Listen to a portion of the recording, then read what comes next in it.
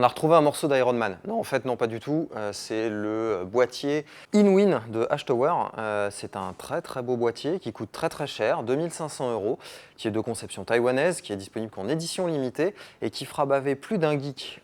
Ça, on n'en doute pas du tout. Nous, personnellement, on en prendrait bien deux pour monter une config pour joueur dans l'un et puis une config bureautique dans l'autre. Comme ça, hop, pour voir.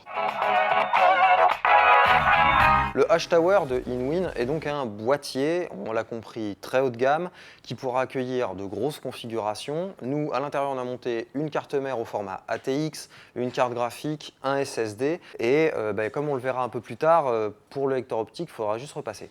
Deuxième point fort, un rack qui se monte, se visse et se dévisse très facilement et qui pourra, comme on peut le voir, accueillir jusqu'à 3 ventilateurs, et il y a suffisamment de place pour accueillir un gros radiateur de water cooling. Alors, le troisième point fort, vous l'aurez compris, c'est cette geekerie qui consiste à pouvoir ouvrir et fermer le boîtier automatiquement.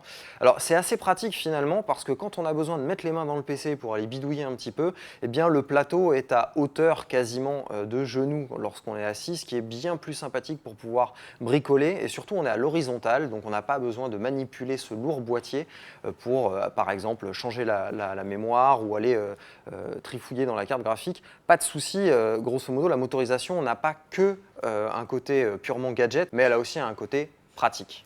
Et quatrième point fort, pour épater les amis, sachez qu'une application est disponible sur iOS ou Android et que vous pouvez tout à fait piloter l'ouverture ou le changement de lumière des LED à l'intérieur du boîtier du bout de votre smartphone. Si ça, c'est pas la classe. Le premier point faible du H-Tower de InWin, eh bien, c'est qu'il requiert une alimentation supplémentaire pour pouvoir mettre en œuvre toute sa machinerie. Alors, le bloc est assez conséquent, il peut faire peur. Nous, on a simplement mesuré que en exercice, lorsque le boîtier s'ouvre et se ferme, il consomme en moyenne 15 à 20 watts au grand maximum. Quand il est au repos comme ça, quand il ne bouge pas, on est plus de l'ordre d'une consommation de 4 à 5 watts. Deuxième point faible, qu'est-ce qu'il est salissant ce boîtier, aussi bien à l'intérieur qu'à l'extérieur. Et InWin a pensé à tout puisqu'il fournit une petite chiffonnette pour pouvoir le nettoyer et pour enlever toutes les traces éventuelles de doigts, mais aussi lorsque l'on monte la machine, le plateau de la carte mère est en matière qui prend tout de suite les rayures, enfin les rayures superficielles s'entend, et donc il va falloir astiquer son boîtier pour qu'il reste toujours magnifiquement étincelant. Saleté toujours, eh bien, on remarquera qu'il y a énormément d'ouvertures sur toutes les parois du boîtier et aussi sur le dessus. Ainsi, la poussière a fortement tendance à venir élire domicile dans la structure. Alors, comme on peut l'ouvrir et le fermer très facilement, il sera très agréable et très facile de pouvoir jouer de la bombe à air à l'intérieur. Mais on aurait bien aimé qu'il y ait quelques petits filtres à poussière, notamment sur le dessus, pour éviter que les particules tombent à l'intérieur du boîtier.